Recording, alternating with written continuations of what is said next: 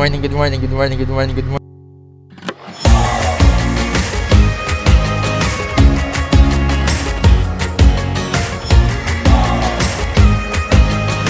Sa Quezon City Jail tayo ngayon. Grabe.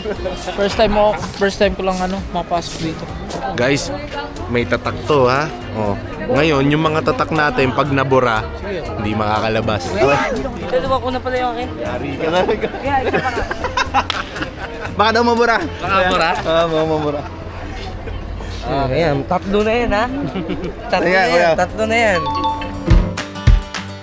I was quietly protective of my heart to reassure that Racing is the eternal game of the season! Andito po tayo ngayon sa Quezon City Jail. And yung mga bago nating players, mga bata pa, tapos yung pinakauna nilang dayo dito agad sa jail. So very good experience for them. Dito tayo dinala ni Lord. And in everything we do, we give our best and we glorify our God dun sa mga bagay na yun. Maliit man or malaki, and sa ngayong araw na to, it's through the game of basketball and of course sharing the Word of God habang nandito tayo. So, let's go!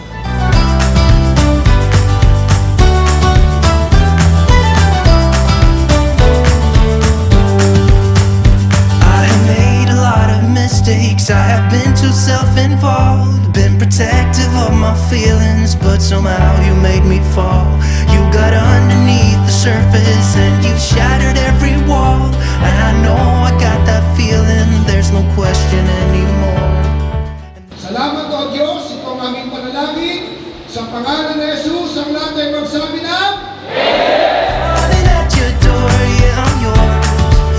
Anywhere you want, yeah, I'm yours.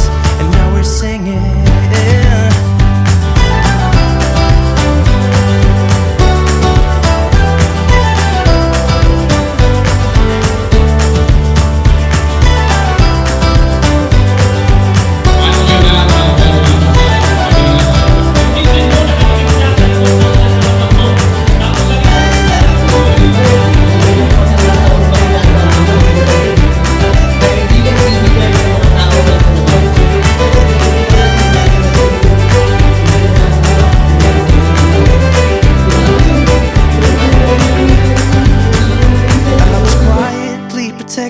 Of my heart to reassure that it couldn't break to pieces and be left alone once more. You got underneath the surface and you shattered every wall. And I know I got that feeling, there's no question anymore. Kay Kuya Joshua.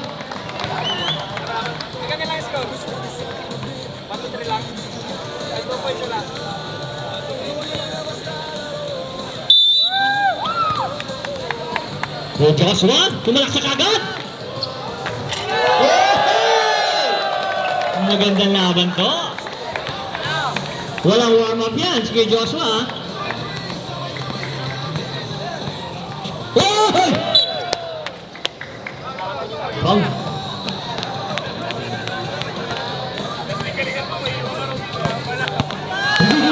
Ang ganda! Ang ganda ng bandan! Wow, nasusunod! Ngayon, magagamit yung ating training dito ngayon ni Justin. Kaya lang, 2-0 na. Aber. Magaling guys kay Joshua. 3-0. Teka lang. 1-21 yan eh.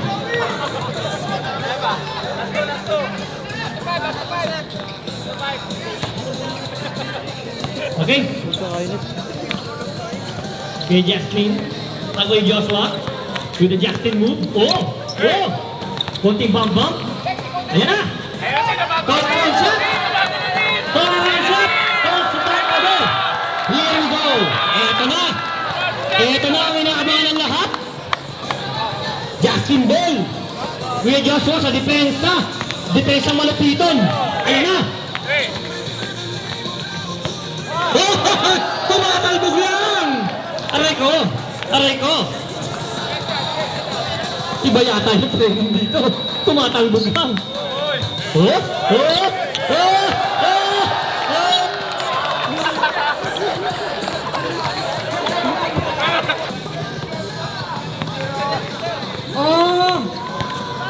Kaya pala. Si Kuya Joshua, minsan na natin nakalaro sa Commonwealth yan. Okay, mas gusto niya dito maglaro. Aray ka! Alright, let's go! Pakita natin ang... Yan, pakita mo kung sino ka! Ayan na! Ayan na! Nakita na!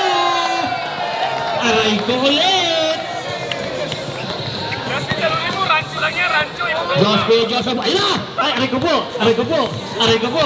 Sakyan mo! Sakyan mo, Kuya Tutoy! Aber. Tingnan natin yan. Yeah. Init. Last na yan, last na session na yan. Para masimulan na natin ang magandang friendly game. Alright! Thank you so much! Shake hands! Thank you so much! Kuya Joshua, atin, paglalaro kita.